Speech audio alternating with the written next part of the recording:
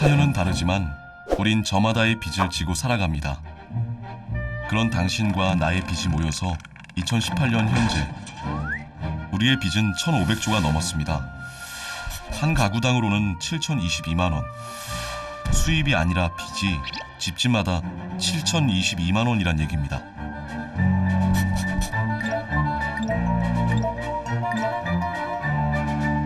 우리나라 가계부채는 2002년부터 증가하기 시작했고 지난 2008년 이후 10년 동안 2배 이상 증가했습니다.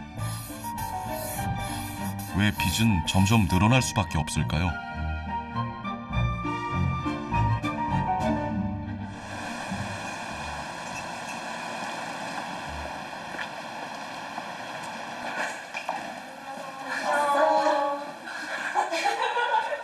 광장시장에서 만난 허한나 씨는 학자금을 다 갚고 다시 작가 활동을 시작했습니다. 주로 라마 카페를 운영하는 라마 사장 그리고 같이 사는 고양이 일종의 캐릭터 브랜드고 얘네들을 그냥 굿즈화 시켜서 판매하는 거를 주로 작업을 하고 있고요. 꿈을 이루기 위해 대학을 갔고 학자금 대출도 받은 건데 그 빚 때문에 오히려 잠시 꿈을 접어야 했던 거죠. TV 광고를 막 했어요. 정부 학자금 대출 받을 수 있다 막 그렇게. 그래서 부모님도 어쨌든 등록금이 목돈이니까 이렇게 큰 돈이 급전이 안 나오니까는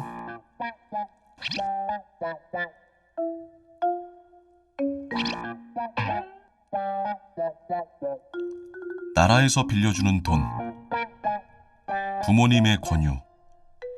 허한나 씨에게 학자금 대출을 안 받을 이유가 없었습니다.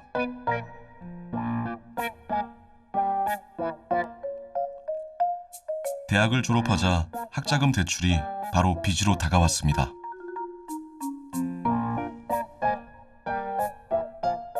이제 취업을 하고 나니까 취업하고 얼마 안 있어서 바로 회사에 통지서 같은 게 날아오더라고요. 뭐 이거를 이제 원금을 다 갚아야 된다.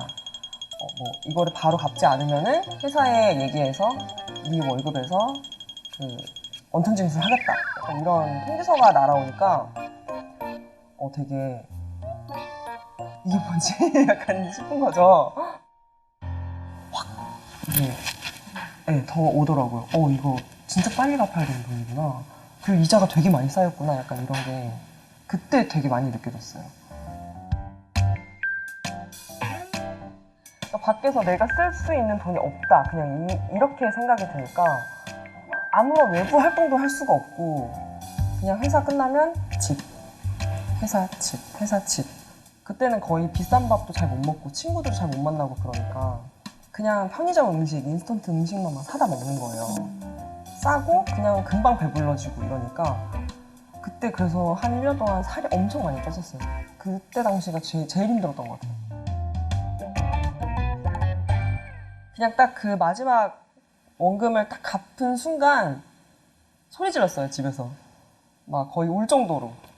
그리고 되게 시원섭섭하다고 해야 되나? 오히려 약간 그런 느낌이 좀 있더라고요. 뭔가 이렇게 너무 오랜 시간 갚다 보니까 이제 안 갚아도 돼. 이제 끝났어. 근데 되게 이건 무슨 느낌일까? 되게 좋은 반면 되게 허무한 거예요.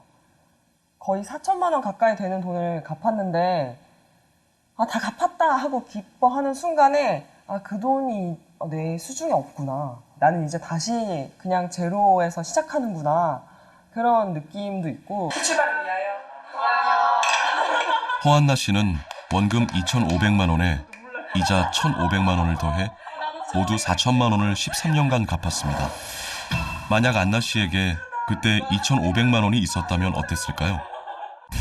보통 우리나라 사람들의 빚은 20대에 시작되는데 학자금과 취업준비 명목으로 2,300만 원 정도, 결혼과 육아가 시작되는 30대는 평균 6,800만 원 정도, 직장을 그만두고 새로운 일을 시작하는 40대엔 8,500만 원, 본격적인 은퇴 시기인 60대엔 5,100만 원 정도 빚집니다. 생애 주기별로 목돈이 필요한 시기가 있고 그때마다 빚이 쌓일 수밖에 없습니다. 어떤 소득이나 수입이 발생한 시점과 어떤 소비 또는 뭐 투자가 발생하는 그 시점이 일반적으로 다르다는 얘기입니다. 예. 그러니까 어떻게 보면 이제 그 미래의 소득이나 미래의 어떤 수입을 이제 미리 땡겨서 쓰는 것이라고 볼 수가 있겠죠.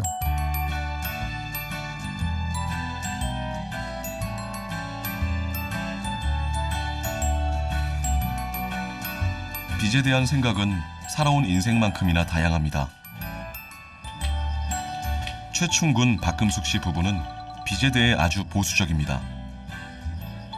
지금은 이제 상추 같은 거는 많았었는데 다 없어졌고, 고추, 성장고추 엄청 매워요. 그리고 이거는 또 김장모 심어놨어요. 김장 때 오세요. 한 통 담아드릴게요.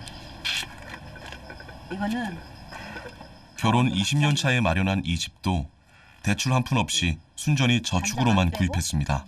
하는 거. 그 융자라는 게 엄청 많더라고요. 근데 내 수중에 돈은 얼마 안 되는데 그 융자는 많이 해주더라고. 그때 당시에도. 근데 우리는 이렇게 정해진 월급으로 이렇게 살아가는 게 아니기 때문에 그렇게 할 수는 없고, 그래서 우리는 이제 할부 싫어하고 있는 돈에 맞춰서 살자. 빚이라는 건 너무 무서워서 아예 빚 같은 거는 생각도 못했지. 2003년 당시 이 집의 가격은 1억 2천만 원. 그 돈을 저축으로 모으느라 내 집 마련이 조금 늦어졌습니다. 이 방은 아들이 장가 가기 전까지 쓰던 방이고요. 지금은 현재는 이제 애들 장가 간 애를 낳아서 둘을 제가 키우거든요. 그래서 지금 애들 장난감 방으로 활용을 하고 있고요.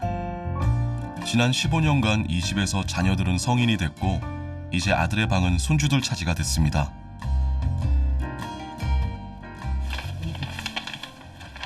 이 집을 구입할 당시만 해도 예금 금리가 꽤 높은 편이었습니다.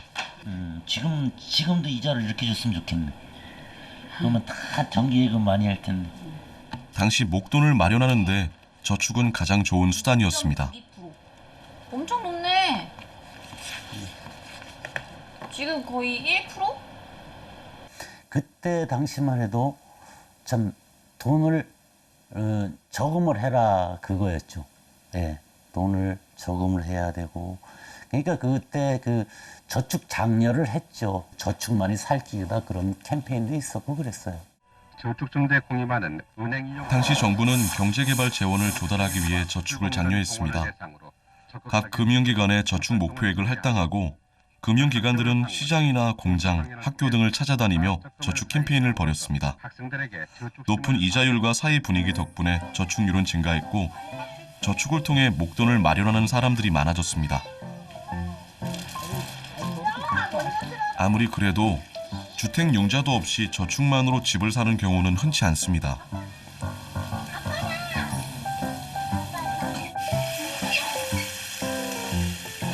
당연히 이 집에서 빚은 나쁜 것, 무서운 것이었습니다. 저는 빚에 대해서 딱히 거리낌은 없고요. 근데 그렇다고 해서 또 빚을 지는 것도 그렇게 좋아하진 않아요. 자동차는 정말 되게 이제 운전면허를 처음 취득하고 난 후부터 너무 갖고 싶었는데 지금 모아둔 돈을 이걸 다 쏟아서 그거를 갖기에는 그럼 저한테는 이제 남는 건 자동차밖에 없으니까 그건 너무 싫은 거예요. 그래서 일단 묶어놓은 돈은 그대로 두고 이거는 차차 할부로 내가 갚아 나갈 수 있으니까. 그래서 이제 제 생각에는 한 번에 묶어놓은 돈도 가지고 있고 차도 갖고 있고 일석이조로 얻은 것 같은데 결국엔 어쨌든 빚이고 그건 갚아 나가야 되는 돈이니까. 한 지붕 아래 사는 가족이라도 빚에 대한 생각은 조금씩 다릅니다. 연이 배 불러요, 안 불러요? 그때로 만약에 다시 돌아간다면 그때도 저축으로 집을 사실 거예요? 아니면 그때는 빚을 내서라도 혹시 더 좋은 집? 뭐 이렇게 사실 거예요? 지금도 마찬가지일 것 같아요. 저축을 해서 그렇게 살 것 같아요. 저축을 해서 내가 가진 것만큼만 사시겠다고요? 아버님은요? 지금에 생각하면은 후회가 많이 되는 입장이에요. 왜 그러냐면 그때 빚을 지고 무슨 일을 했더라면 지금보다 더 성공을 했으리라 저는 생각해 지나왔기 때문에 지금은 제가 생각하기엔 그래요. 금리가 많이 낮기 때문에 그 돈을 이용을 해서 돈을 빌릴 수만 있다면 그 돈으로 나의 성공의 길을 잡아라. 이렇게 말하고 싶어요.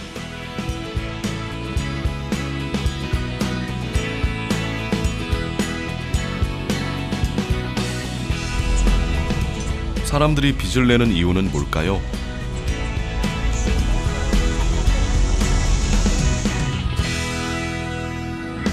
(25년차) 경력의 택시 운전기사 김강수 씨.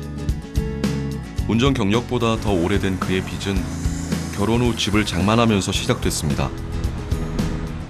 빚이라면은 뭐 아무래도 주택융자 받은 거. 처음에 16평 살 때 주택융자 1,000, 24평 살 때 또 주택융자 2,000, 또 넓혀서 32평 갈 때 아까 말씀드린 대로 주택융자 9,000. 20년 상환이기 때문에 이제 까 나가고 나니까 한 5천 정도 아직도 남아 있는 걸로 알고 있어요. 근데 지금부터는 원금이 더 빨리 까지니까 이제 처음에는 이자를 좀 많이 내는 시스템이고 원금이 덜 까지고 그러니까 이제 얼마 안 남았죠. 결제하시는 경우 승인이 완료될 때까지 콜하신 분 맞으세요? 네, 어서 오십시오. 네, 어서 오세요. 김강수 씨는 당장 필요한 집을 사기 위해서 자신의 미래 소득에서 9천만 원을 당겨서 빚으로 사용한 것입니다. 그리고 15년째 갚아나가는 중입니다. 만약 김강수 씨에게 빚이 없었다면 어땠을까요? 내가 만약에 빚이 질 수가 없었다면 그 집은 꿈도 못 꿨겠죠. 그동안에 열심히 벌어서 끝까지 벌어서 사는 수밖에 없는데 그러면 지금 한 결혼해서 30년 동안 그 기쁨을 못 느끼고 살았다고 생각을 해요. 지금도 빚이 있다는 것은 아직도 그 돈을 먹고 살면서 못 모았다는 얘기 아니겠어요? 그렇잖아요. 그러면 이 집을 아직도 못 산다는 얘기잖아요. 그런 개념의 차이가 있었죠.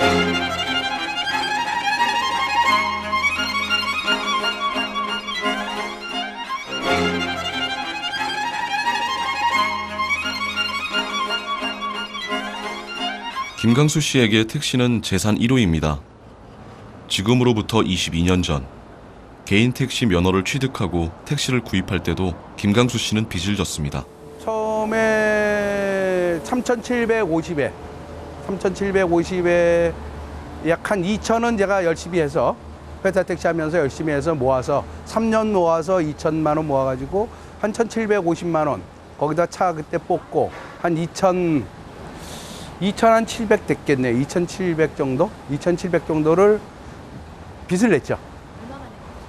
열심히 해서 1년에 1,000만 원씩 해서 한 3년 정도에 갚은 것 같아요. 이건 제 재산이에요.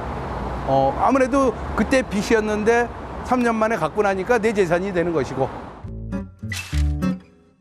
김강수 씨는 은행에서 2,700만 원을 대출받아서 개인 택시를 구입했습니다.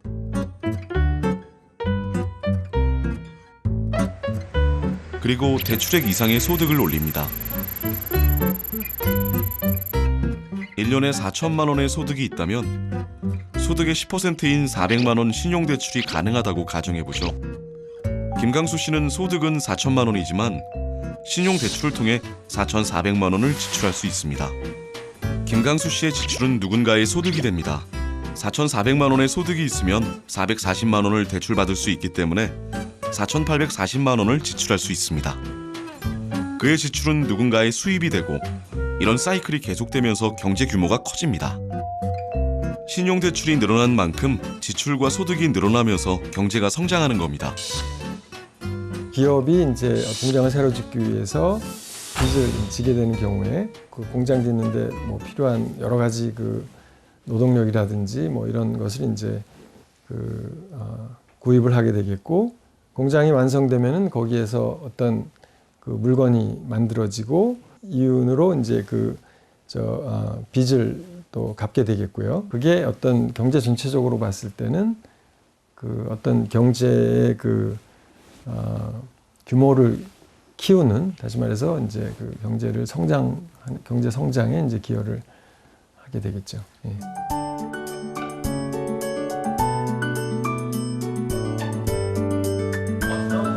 우리 역사 속에서 빚은 어떤 역할을 했을까요?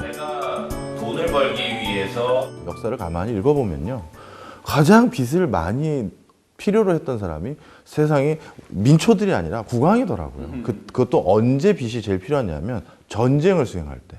만약에 전쟁이라는 것을 지면 자기가 모든 걸 잃어버리는 거고, 나라를 잃으니까요. 전쟁에서 이런 모든 걸 얻기 때문에 정말 전쟁에 이기기 위해서 용병을 구하거나 군작을 마련하기 위해서 별의별 일을 다 하는데, 그런데 그러면 통상적으로 우리 세금 거둘 것 같잖아요. 근데 세금이라는 건 국민적인 방발감이 굉장히 큽니다. 어떻게 하냐면 그 국왕이 국민들에게 빚을 낸 경우도 있어요. 그러니까 이런 것들이 잘 되면 나중에 오히려 이자를 붙여서 갚아주겠다, 이렇게 해서 국민의 호응을 유지하기도 하고. 맞습니다. 정확한 얘기세요. 우리나라의 경제 성장이라고 하는 것도 사실은 빚에 크게 의존했다고 할 수 있습니다. 국가 자체. 그렇죠. 그러니까 60년대부터 우리나라가 그 당시에 우리나라 같은 경우에 저축이 부족해서 여러 가지 투자를 할 수 있는 재원을 국내적으로 조달하기 매우 어려웠기 때문에 그렇게 해외로부터 돈을 이렇게 빌려다가 공장도 만들고 기업을 이렇게 운영하는 이런 일들이 이제 활발하게 이루어졌습니다. 많은 나라들은 그렇게 빌려온 돈들을 제대로 갚지 못한다든가, 그래서 이제 채무 위기에 빠진다든가 이렇게 됐는데, 우리나라는 뭐 그렇게 빌려온 돈들을 다 원활하게 다 갚았고 그렇게 이제 경제 성장을 이룬 뭐 그런 경우라고 볼 수 있겠습니다. 국가 자체도 우리나라는 빚을 유의미하게 적절하게 잘 활용했네요. 네. 저희가 이제 금융에서 이제 레버리지라고 불리는 거는 사실은 뭐 제가 돈을 뭐 빌려요. 근데 한 3%로 빌립니다. 이자를. 그러면 이제 그걸 빌려와가지고 그 이상의 어떤 수익률을 낼 수 있으면, 더 좋은 기회를 잡을 수 있으면, 그게 이제 순기능을 하는 거고 경제를 밀어 올리는 거죠.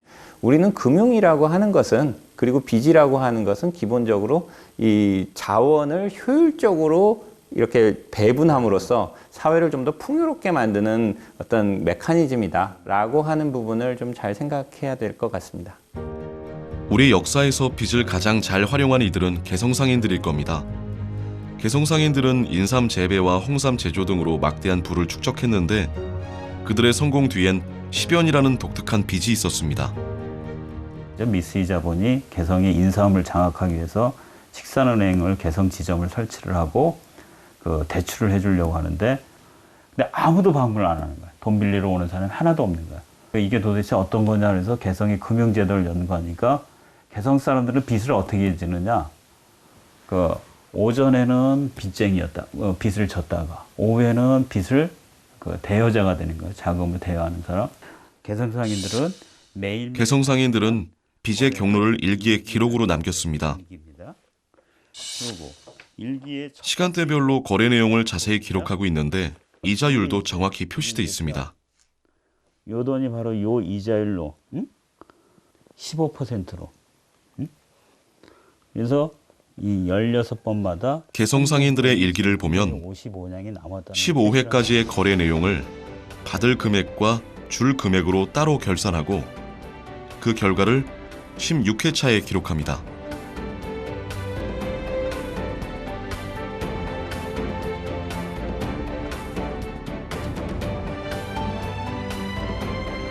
이때 남은 금액을 주변에 빌려주는데 이를 시변이라고 합니다. 시변 제도를 통해서 항상 그 돈이 남고 그 정보를 그 융통하는 2,000명인가 3,000명이 활동했어요. 그 브로커가. A라는 집이 지금 돈이 남는데 B라는 집이 돈이 모자란데 그걸 연결시켜 주는 거야. 이 편지 한 장, 그 어음 한 장하고. 매일 상인들을 방문해 자금이 필요한지 남는지 확인합니다. 오전에 7냥이 필요하다는 이 씨에게 박 씨의 5냥과 김 씨의 2냥을 융통해 주기도 하고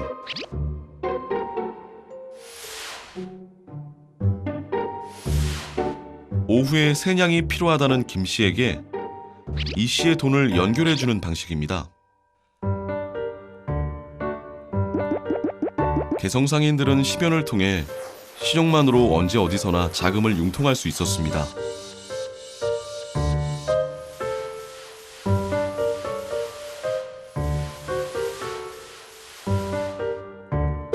현대 금융기관들이 영업활동 과정에서 남거나 모자라는 자금을 초단기로 빌려주고 받는 홀과 같은 기능을 한 겁니다.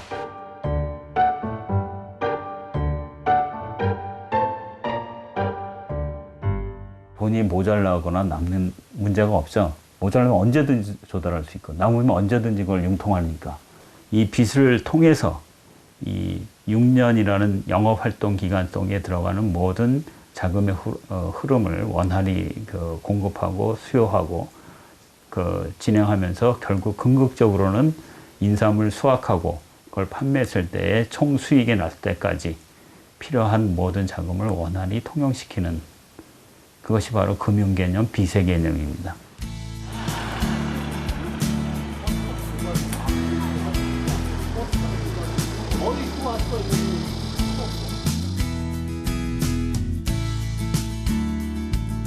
사람들이 빚을 지는 이유 중 하나는 투자입니다. 돈을 벌기 위해서죠. 이우성 씨가 1억 이상의 빚을 진 것도 사업 자금 때문입니다. 4년 전 그동안 하던 일을 정리하고 첫 번째 편의점을 열면서 빚을 내기 시작했습니다. 사업은 순조로웠고 현재 3개 점포를 운영 중인데 사업을 확장할 때마다 빚도 늘어났습니다. 그대로 있네요. 빚이었죠. 빚으로 처음에 시작을 했고 편의점이 좀 돈이 되는 사업이다라고 생각을 했기 때문에 뛰어들어서 한 거고 거기서 약간 좀 수익을 좀 봤어요. 그래서 애들이 이제 커가니까 애들한테 들어가는 비용이 자꾸 이제 보이는 겁니다. 그러려면 좀 더 내가 욕심을 좀 부려서 여기에서 안주하지 말고 욕심을 좀 부려서 다른 걸 좀 더 해봐야 되지 않겠느냐 이런 생각을 따라서 이제 하다 보니까 빚이 계속 늘어날 수밖에 없는 상황이 지금은 일어나게 된 거죠.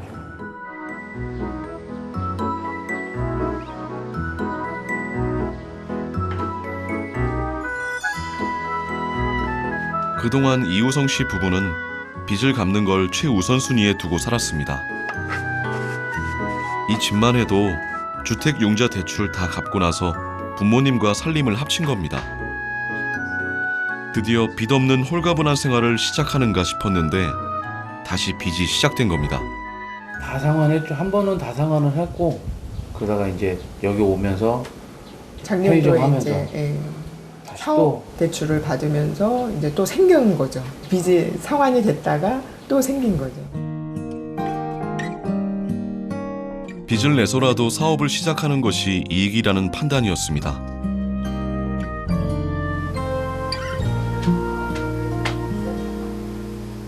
왜냐면 빨리 갚았으면 좋겠어요. 근데 요즘 이제 살짝 드는 생각이 돈이 좀 모이면 갚지 말고 좀 갖고 있어야 되나, 갖고 있다가 다른 걸 또 해야 되나, 막 그런 생각이 조금씩 들더라고요.